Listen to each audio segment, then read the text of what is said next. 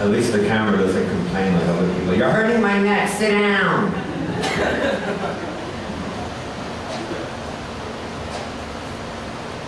So I'm big into crime shows. I don't know what it is, I guess because I always laugh because people are just too stupid to say, no, I want a lawyer, I'm not saying a thing. They all just start talking, you know, and it's like, idiot! But my favorite is watching Criminal Minds.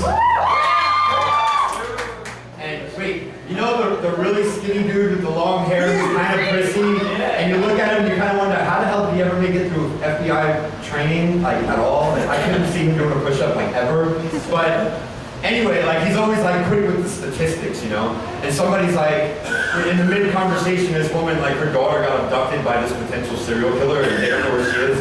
And the woman goes, I mean, how often could something like this happen? I mean, how many serial killers are there? He goes, well, technically, it's only, like, 1% of the American population that has potential to be a serial killer. And she goes, oh, well, how many people is that? And he said, well, the population of the country is about 346 million.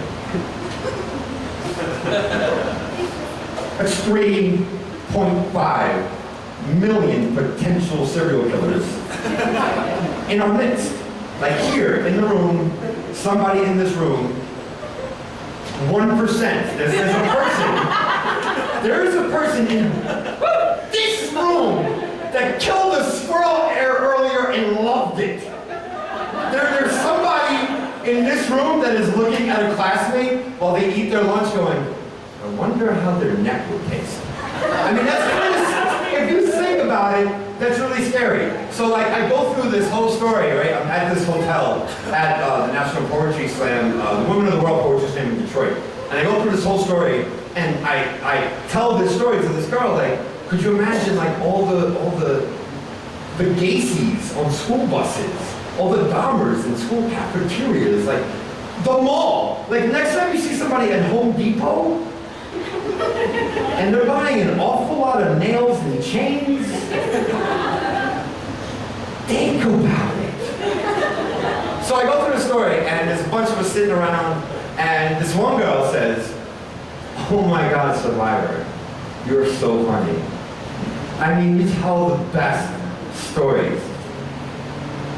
She said, if you had all your teeth, I'd fuck you.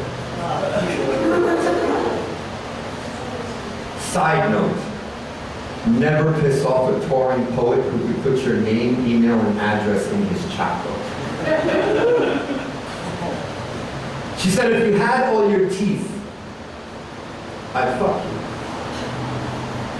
And her porcelain smile shifted, twisted her face to resemble a drunk guy at the local sports bar screaming at the cocktail waitress, hey honey, too bad you didn't lose about 20 pounds. I covered my mouth with shame. One hand to keep cracked enamel from criticism, the other gripping my drink. I had to remind myself who I was so I could peel the embarrassment from my body like dead skin.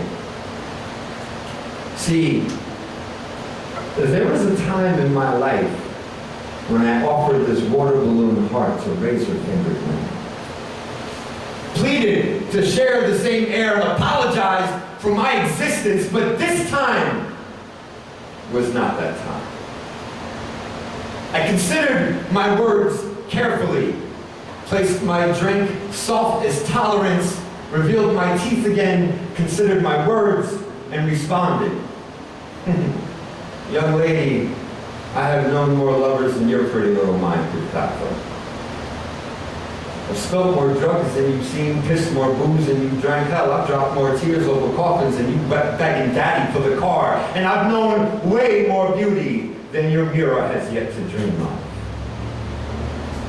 In New Jersey, I once played naked speed chess with a 1600 rating in a $6 million living room while sharing a bottle of red burgundy with a vintage twice your age. I sparked a bottle of Cuervo with 2 Infernos from Mexico, and we blazed the bed till dawn. Shit, even the sun was jealous. Oakland, California, I was sung to sleep by the most beautiful love song in a guitar with curves we still have yet to get.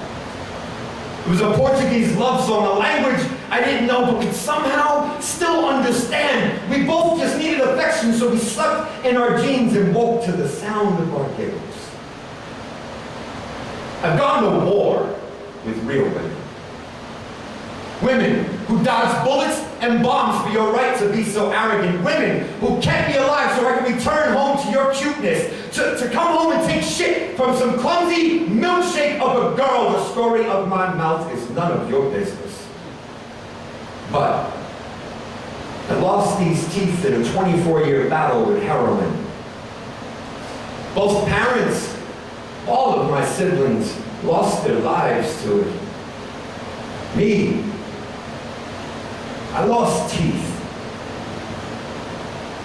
So I don't have a problem sharing that with you. See, I shouldn't be here. I should be in prison or the morgue. I should be writing lightning in the psych ward for half the shit that I've snorted up, shot in, or sucked down to keep from feeling feelings you almost have me feeling right now, but I'm not. Instead, I'm here, still smiling, beautifully flawed, trying to teach an arrogant, overly confident, slightly overweight, badly dyed blonde the art of diplomacy.